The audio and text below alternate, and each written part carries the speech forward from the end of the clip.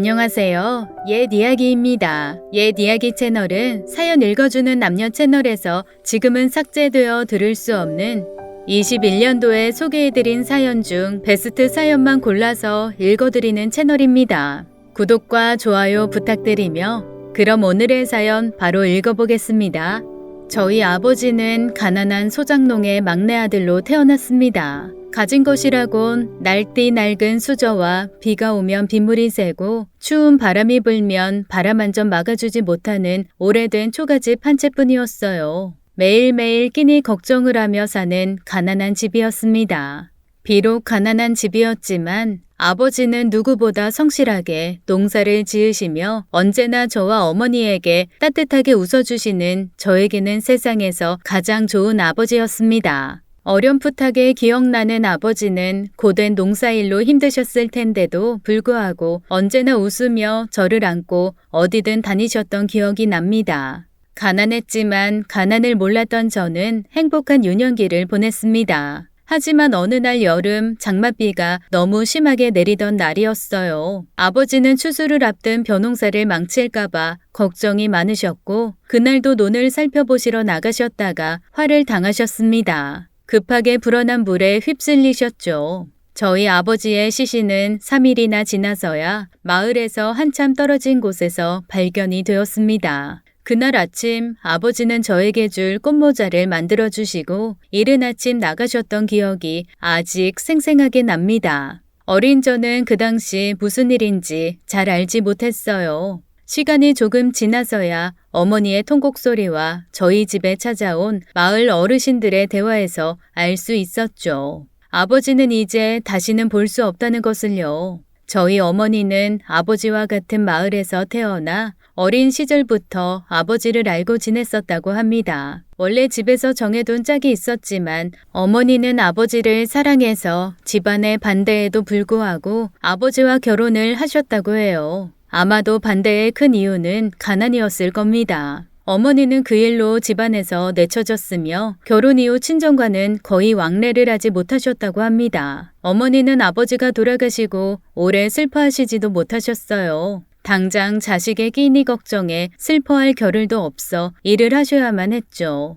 제 어린 기억에도 어머니는 안 해본 일이 없을 정도로 이 일 저 일 가리지 않고 하셨던 것 같아요. 워낙 자존심이 강하셨고 대나무 같은 분이셔서 그렇게 힘든 상황에서도 친정집에 도움을 구하시지는 않았습니다. 어머니는 일을 하시고 늘 늦게 집에 돌아오시곤 했습니다. 저는 하루 종일 집에서 혼자 놀았고 늦게 돌아오시는 어머니와 놀고 싶어서 아무리 피곤해도 잠들지 않고 어머니를 기다리곤 했어요. 그러면 어머니는 언제나 옥수수나 감자 같은 먹을 것을 품에 들고 오셔서 저를 주곤 하셨죠. 힘들게 일하고 돌아오셔서는 쉬시지도 못하고 저에게 여자도 공부를 잘해라 나중에 네 꿈을 펼칠 수 있다며 한글과 산수 등을 가르쳐 주셨습니다. 저는 그런 어머니와 함께하는 밤 시간이 너무 좋았어요. 언제나 어머니 품에서 나긋한 어머니 목소리를 들으며 잠들곤 하였었죠. 어머니는 제가 국민학교를 다니던 어느 날 더 이상 일을 나가시지 않으셨습니다. 몸이 안 좋아지셔서 하루 이틀씩 일을 못 나가시더니 어느 날부터는 일을 그만두고 집에만 있으셨죠. 어머니는 많이 마르셨고 쇠약해져 있었어요. 저를 키우기 위해서 주말에도 쉬시지도 못하고 일만 하셔서 병이 생기셨죠. 저는 그런 어머니에게 앞으로 하루에 밥도 한 번만 먹고 학교도 안 다닐 테니 이제 힘들게 일하지 말고 집에서 쉬라고 했습니다. 어머니는 그런 저를 따뜻하게 꼭 안아주시며 아무 말씀도 하지 않으셨어요. 그리고 며칠이 지나지 않아 저희 집에 한 남자가 찾아왔습니다. 그 남자는 저희 어머니에게 누이라고 불렀고 어머니는 저에게 그 남자를 외삼촌이라고 소개해 주었습니다. 태어나서 처음 보는 어머니 친가 쪽 가족이었어요. 외삼촌은 신기한 서양 과자들을 가득 사와 저에게 주었고 어머니가 있는 방에 들어가 조용히 어머니와 대화를 나누셨어요. 잠시 후 외삼촌의 울음소리가 들려왔고 저는 방 안의 대화에 귀를 기울일 수밖에 없었습니다. 대화 내용을 모두 알아들을 수는 없었지만 한 가지 확실하게 알 수 있었던 것은 어머니와 함께 할 수 있는 시간도 이제 얼마 안 남았다는 것이었습니다. 얼마 지나지 않아 집에는 외할머니도 찾아오셨어요. 외할머니는 자신의 딸의 모습에 화도 내시고 눈물도 보이셨죠. 저는 그런 외할머니가 무서워서 쉽게 다가가지 못했었어요. 그렇게 매일매일 처음 보는 어머니 가족들이 찾아왔고 의사 선생님들도 집으로 자주 찾아왔습니다. 저는 어머니 가족들이 찾아오는 이유를 알 수 있었습니다. 어머니가 많이 아프셨던 거죠. 저는 제가 울면 어머니가 더 힘들어 하실까봐 언제나 화장실에 가서 숨죽여 눈물을 흘렸어요. 그리고 어머니 앞에서는 과장되게 재롱을 피우곤 했죠. 어머니는 그런 저를 보며 언제나 환하게 웃어주셨고 매일매일을 저에게 사랑한다는 말을 해주셨습니다. 그러던 어느 날 어머니는 저를 꼭 안아주며 우리 아가 울고 싶으면 엄마 앞에서 울어도 된단다 라고 하셨고 저는 그날 참아왔던 눈물을 어머니 품 안에서 쏟아내었습니다. 어머니 품에서 잠들며 어머니는 저에게 아버지와의 사랑 이야기와 저를 처음 가졌을 때 이야기들을 많이 해주셨어요. 조심스럽게 어머니 자신은 이제 곧 아버지가 있는 곳으로 떠난다는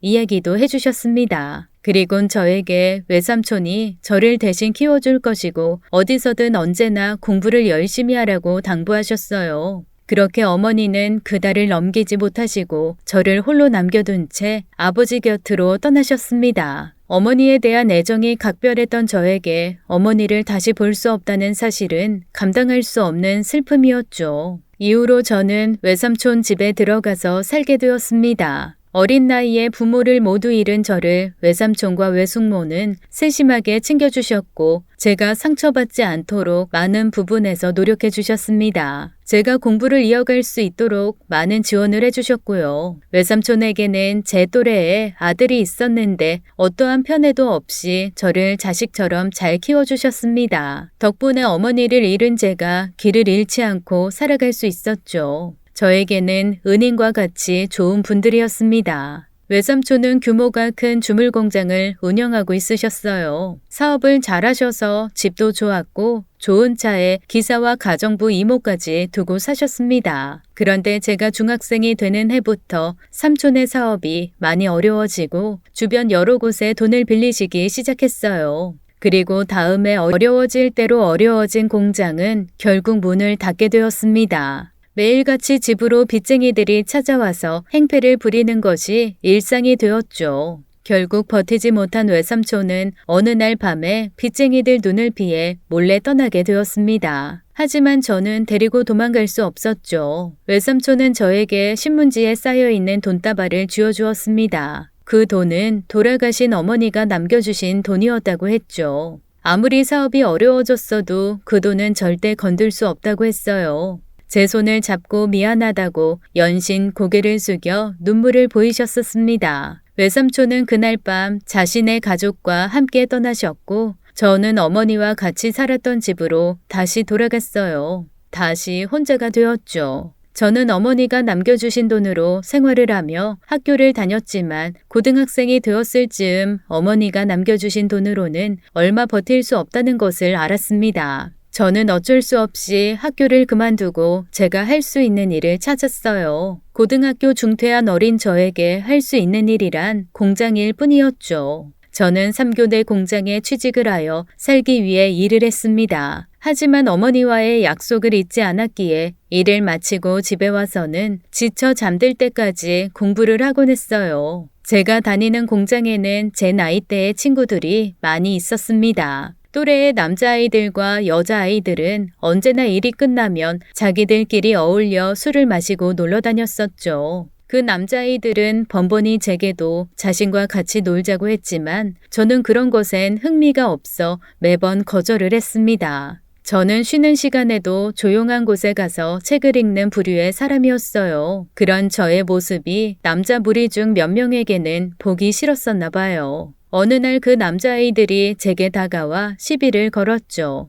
너도 우리처럼 공순이일 뿐인데 무슨 여대생 흉내를 내는 것처럼 매일 책을 들고 다니냐? 라면서요. 그러곤 제 책을 빼서 공장 옆에 있던 소각장으로 던져버렸습니다. 화가 났지만 소심한 저는 아무 말도 할 수 없었어요. 그런데 그때 다른 남자 한 명이 저에게 다가와 제 편을 들어주었습니다. 낮에는 일을 하고 밤에는 공부하는 친구를 존경하지 못할 망정 어디서 패악질이야? 라고요. 그러고 그 둘은 그 자리에서 크게 몸싸움까지 하기 시작했어요. 싸움은 많이 커졌고 공장에 나이 많은 어른들이 와서야 간신히 싸움은 끝이 났습니다. 공장 어른들은 제게 시비를 건 남자아이들을 크게 혼내셨고 다행히도 그 뒤로는 저를 건들지 않았습니다. 저는 다음날 일이 끝나고 저를 도와준 남자아이에게 약을 주기 위해 찾아갔어요. 저 때문에 싸움이 일었고 얼굴에 상처도 많이 생긴 것이 무척이나 마음에 걸렸거든요. 저는 조심스럽게 약을 건네주었고 약을 받은 남자아이는 기뻐하면서 저에게 책을 건네주었습니다. 그 책은 그날 저에게 시비를 건 남자아이가 소각장으로 던져버린 책과 같은 것이었어요. 이 책인 줄 어떻게 알았냐고 물어보니 그날 밤에 소각장을 밤새도록 뒤져서 타다 남은 책을 찾았다고 하더라고요. 책이 너무 타버려 동네 책방을 모두 뒤져 새 책을 구해왔다고 했습니다.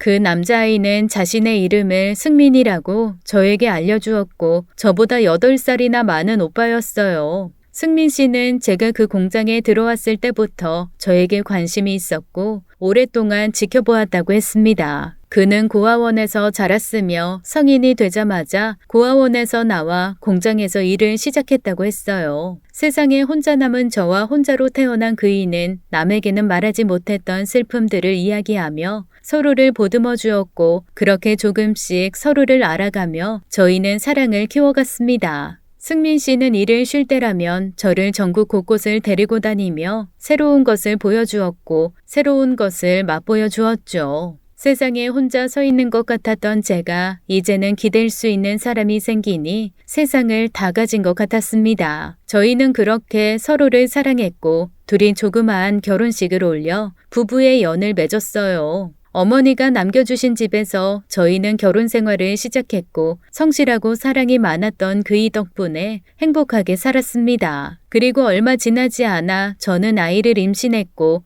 사랑스러운 딸아이를 낳았어요. 이렇게 세 가족이 영원히 행복할 것만 같았던 나날이었죠. 하지만 그 행복도 길지 않았습니다. 어느 날 집으로 전화가 왔어요. 남편이 다니는 공장의 동료로부터 온 전화였죠. 전화상에서 남편의 동료는 다급하고 떨리는 목소리였고 저에게 연신 형수님, 형님이 라고만 하였습니다. 저는 단번에 승민 씨에게 큰일이 생겼다는 걸 알 수 있었죠. 아이를 들쳐업고 한 걸음에 공장으로 달려갔습니다. 공장 앞에는 경찰차와 구급차로 꽉 차 있었고 많은 사람들이 고함을 지르며 사고 수습을 하고 있었어요. 저는 남편을 찾으며 공장으로 들어갔고 그런 저를 공장 사람들이 보고는 들어가지 못하게 막아 섰습니다. 저는 우리 애아빠가 어디 있냐며 소리쳤고 공장 동료들은 아무런 대답도 못한 채 그저 저에게 미안하다는 말만 했죠. 멀리서 보이는 사고 현장에는 많은 핏자국이 흐르고 있었어요. 구급차의 번쩍이는 불빛과 사람들의 고함 소리로 시끄러웠는지 등에 업고 있던 아이는 연신 소리를 지르며 울어댔죠. 저는 아이의 귀를 살포시 막아서 안아주곤 그 자리에 주저앉아 제발 승민 씨 좀 찾아주세요. 제발 승민 씨 좀 찾아주세요라고 연신 외치며 눈물을 흘렸습니다. 그날 남편은 공장에서 큰 기계를 옮기던 중 사고로 기계에 깔려 세상을 떠났습니다. 남편의 시신을 확인하던 날 형체를 알아볼 수 없게 망가진 몸과 고통에 일그러진 얼굴을 보고 저는 실신을 했고 깨어난 후에도 몇 날 며칠을 눈물을 흘리며 보냈습니다. 남편이 얼마나 아프고 무서웠을지 생각을 하면 마음이 찢어질 듯 아파왔죠. 남편의 장례를 마치고 죽고 싶은 생각을 하루에도 수백 수천 번씩 하는 나날이었어요. 높은 건물에 올라가 아래를 내려다볼 때면 어서 뛰어내려 더 이상 고통받지 않고 편해지고 싶었었죠. 어느 날 새벽엔 너무 힘든 마음에 손목을 긋고 그만 생을 마감하고 싶었습니다. 하지만 제 옆에서 새근거리며 잠들어 있는 갓난쟁이 딸아이를 보니 도저히 그럴 수가 없었어요. 그제서야 아버지를 잃고 혼자 가정을 지켜야 했던 어머니 마음이 이해가 되었습니다. 저는 딸아이를 품에 안고 혼자서 펑펑 울었죠. 그날 이후로 다시금 마음을 독하게 다잡고 이를 악물며 다시 일어섰습니다. 공장에서는 남편의 사고로 인한 보상금을 주었습니다. 남편의 목숨값인 것 같은 보상금을 저는 도저히 쓸 수가 없었어요. 하지만 혼자서 아이를 키우려면 공장을 계속 다닐 수 없었기에 저는 어쩔 수 없이 남편의 보상금으로 작은 국수집을 열었습니다. 조그마한 가게에는 작은 방이 딸려 있어서 제가 일하는 동안 그 방에서 딸을 키울 수 있었죠. 어렸을 때 어머니와 같이 만들던 국수를 떠올리며 만든 국수는 다행히도 인기가 좋았습니다. 덕분에 여자 혼자서 아이를 키워나갈 수 있을 정도의 돈을 벌 수 있었죠. 하지만 얼마 지나지 않아 또 다른 시련이 저에게 찾아왔습니다. 우리나라에 IMF 경제위기가 찾아온 것이었죠. 손님으로 언제나 꽉 차 있던 작은 가게는 IMF 이후 거짓말같이 손님들이 발길을 끊었습니다. 그렇게 몇 달을 버텼지만 상황은 전혀 나아지지 않았죠.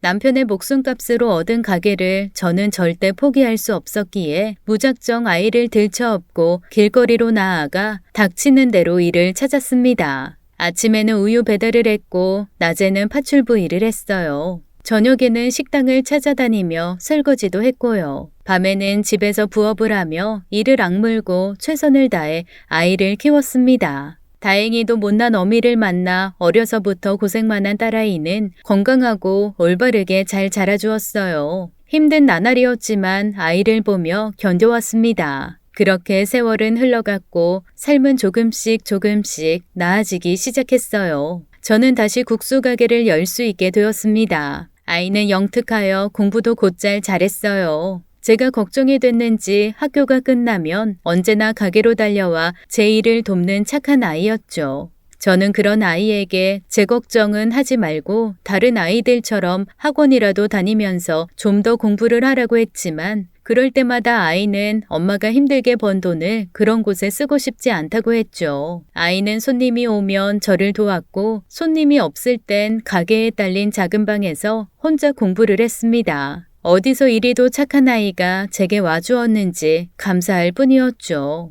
그리고 어느덧 유난히도 추운 겨울이 찾아왔고 딸아이는 수능 시험을 보았습니다. 밤사이 하얗게 내린 눈을 밟으며 저와 딸아이는 많은 이야기를 하며 시험장까지 걸어갔죠. 딸아이는 시험장 문 앞에서 제 손을 잡으며 저에게 말했어요. 어렸을 때 자기를 어루만져 주던 엄마의 하얗고 부드러운 손이 어느덧 이렇게 거칠고 투박한 손이 되었다며 이제 자신이 사회인이 되면 더 이상 엄마 고생을 시키지 않겠다고요. 시험장을 걸어 들어가는 딸아이의 뒷모습을 보니 번듯하게 해준 것도 없는 어미 밑에서 저렇게 잘 자라주었다는 생각에 눈물이 많이 났습니다. 딸아이는 좋은 점수로 수능을 잘 보았고 그리고 자기가 원하던 의대에 들어갔습니다. 그날은 저도 어찌나 기쁘던지 잔치 음식을 준비하여 가게에 오는 모든 손님에게 무료로 식사를 나눠드렸어요. 자주 오시던 단골 손님들도 평소에 딸아이 모습을 봐온 터라 자신의 일처럼 많이들 축하해 주셨습니다. 딸아이는 장학금을 받고 기숙사 생활을 하며 대학을 다녔어요. 가끔은 매일 함께하였던 아이의 빈자리가 조금은 텅 비어 보이기도 했지만 자신의 꿈을 향해 나아가는 아이가 대견하기만 했죠. 그러던 어느 날 아이가 본과 4학년 때쯤이었어요. 저는 제 몸이 조금 이상하다는 걸 느꼈습니다. 마른 기침을 자주 했고 몸무게가 눈에 띌 정도로 줄어들었죠. 처음에는 그저 감기인 줄 알았습니다. 하지만 아무리 약을 먹어도 좋아지지 않았죠. 동네의 작은 병원에서는 걱정스러운 표정으로 큰 대학병원에 가서 검사를 받아보라고만 했습니다. 저는 그제서야 제가 어머니와 같은 병에 걸렸을 수도 있겠다는 생각을 했어요. 대학병원에 간 저는 여러 가지 검사를 받았습니다. 그리고 검사 결과를 심각한 표정으로 한참 바라보던 젊은 남자 의사는 저에게 힘들게 말을 꺼냈죠. 폐암4기이며 상태가 좋지 못하다고 했습니다. 저는 어느 정도 예상을 하고 병원을 가서 검사를 받았기에 슬프거나 충격적이진 않았어요. 다만 제가 세상을 떠난다면 혼자 남게 되는 딸아이가 너무 걱정될 뿐이었죠. 젊은 의사는 저에게 방사선 치료와 약물 치료를 하는 것이 현재로서는 최선이자 마지막 방법이라고 했습니다. 온몸으로 전이가 시작된 암은 수술로 제거할 수 없다고 했죠. 약물 치료는 매우 힘들기에 보호자의 간호가 꼭 필요하며 완치의 목적이 아닌 제게 남아있는 시간을 조금 더 연장시키는 거라고 조심스럽게 설명해 주었습니다. 저는 어차피 저에게 남은 시간이 많지 않다면 치료를 위해 시간을 낭비하기보단 어머니와 남편의 추억이 있는 제 집에서 조용히 여생을 마감하고 싶다고 하며 치료를 거부했습니다. 저는 집으로 돌아와 며칠간 가게 문을 닫고 제 주변을 정리했어요. 보고 싶은 아버지와 어머니 그리고 남편의 사진을 보며 많은 생각을 할 수 있었죠. 어머니가 어린 저에게 써주셨던 편지들도 처음부터 다시금 읽어보았습니다. 편지에는 언제 어디서든 공부를 손에서 놓지 말라고 당부하시던 어머니의 말씀이 적혀 있었습니다. 항상 어머니와의 약속을 기억하고 있었지만 쉽지 않은 세상은 그 약속을 지키기 어렵게 만들었었죠. 저에게 남은 시간이 얼마 없다는 것을 알았기에 저는 남은 시간 동안 어머니와의 약속을 지키고 싶었습니다. 그리고 비로소 제가 하고 싶었던 것을 해보고 떠나고 싶었죠. 저는 지금은 비어있는 딸아이 방으로 가 딸아이가 예전에 쓰던 참고서들을 꺼내 공부를 하기 시작했습니다. 주말에 집으로 돌아온 딸아이는 그런 제 모습을 보고 의문을 품었고 저는 웃으며 그저 이제 엄마도 하고 싶은 것을 한 번쯤 해보고 싶었을 뿐이야 라고 말했죠. 공부라면 자신에게 맡기라며 자기가 매주 과외를 해주겠다고 장난스럽게 말하는 아이에게 도저히 제가 폐암사기라는 이야기는 할 수가 없었습니다. 이제 자신의 꿈을 조금씩 이뤄가는 아이에게 또 다른 고통과 슬픔을 줄 수 없었죠. 제가 떠나면 혼자 될 아이가 너무나 걱정되어 저는 죽지도 못할 것 같았습니다. 저는 그런 딸아이를 보며 딸, 혹시 만나는 사람 없어? 라고 물었고 딸아이는 놀란 표정으로 그렇지 않아도 지금 만나는 사람 있어요. 서로 결혼 이야기도 할 정도로 진지하게 교제 중이에요. 그 사람 엄마한테 소개시켜주고 싶어서 오늘 이야기하려고 했는데 신기하게도 엄마가 먼저 물어봐 주네 라고 했습니다. 하늘이 그렇게 무심하지는 않았나 봐요. 떠날 길이 걱정이었는데 딸아이 옆에 누군가 있다고 하니 속으로 안심이 되었죠. 그러면서 딸아이가 소개시켜 주려는 사람이 어떤 사람인지 궁금했습니다. 딸아이가 만나는 사람은 같은 대학 출신의 의사였고 평소 행동이 존경할 만한 사람이기에 만남을 시작했다고 했습니다. 무엇보다 딸아이를 무척이나 아끼고 사랑해주는 사람이라고 했죠. 그렇게 며칠 후 딸아이와 딸아이 남자친구가 저희 집으로 찾아왔습니다. 저는 아침부터 여러 가지 음식을 해두고 반갑게 맞이해 주었죠. 하지만 운명의 장난인지 문 앞에서 딸아이 손을 잡고 서 있는 남자는 다름 아닌 저에게 폐암사기 진단을 내려준 젊은 의사였습니다. 딸아이 남자친구는 집에 들어와서도 연신 당황해하며 저와 딸아이 눈치를 살피었고 저는 더 이상 제가 암에 걸린 것을 딸에게 숨길 수 없다고 생각했어요. 저와 자신의 남자친구 사이에 이상한 눈빛을 느낀 딸아이도 무슨 일이냐고 서로 아는 사이냐며 물어보았고 저는 그런 딸아이에게 저의 암 발병 사실을 고백했습니다. 자식의 통곡 소리를 듣는 부모의 마음은 겪어보지 않은 사람은 알 수가 없습니다. 애써 냉정을 유지했던 저도 딸아이의 모습을 보니 흔들리지 않을 수가 없었고 주저앉아 딸아이를 안아주며 같이 눈물을 흘렸습니다. 딸아이와 저는 그날 같은 침대에 누워 많은 대화를 나누었어요. 눈물이 멈추었다가도 잠시 후면 또다시 눈물을 터뜨리는 딸아이를 저는 다독여줄 수밖에 없었죠. 딸아이 손을 부여잡고 만남이 있으면 헤어짐이 있는 게 우리 인생이야. 하지만 헤어짐이 있으면 또다시 새로운 만남이 찾아와. 그러니까 이제 눈물 거두고 너무 슬퍼하지 마. 내 딸로 태어나줘서 얼마나 감사했는지 몰라.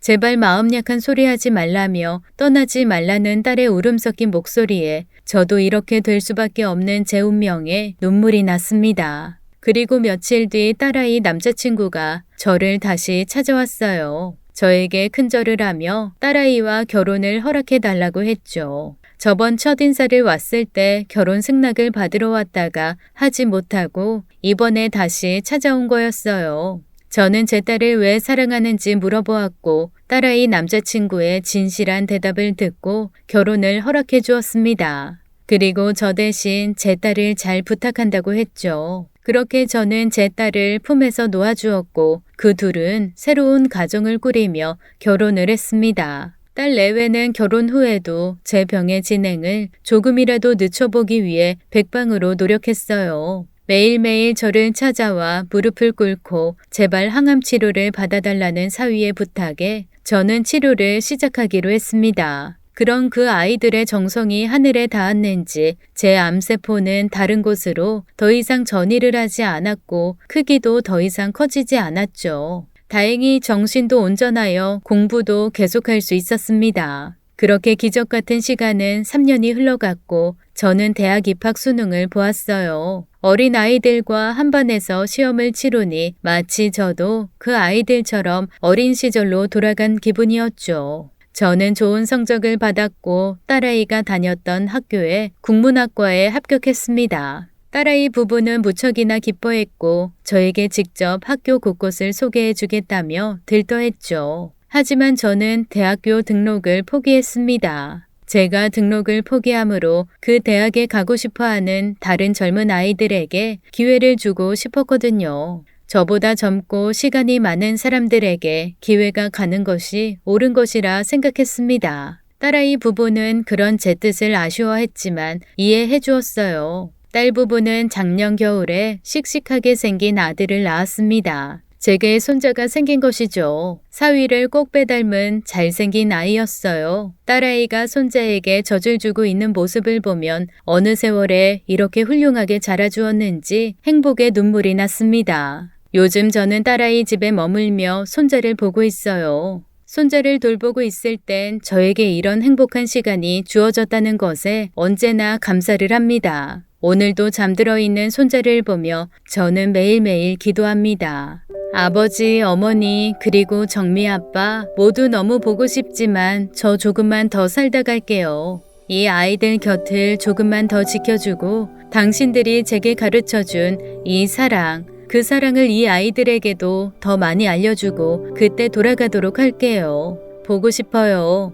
지금까지 옛 이야기였습니다. 끝까지 함께 해주신 여러분 감사드리며 저는 다음 사연으로 돌아올게요. 감사합니다.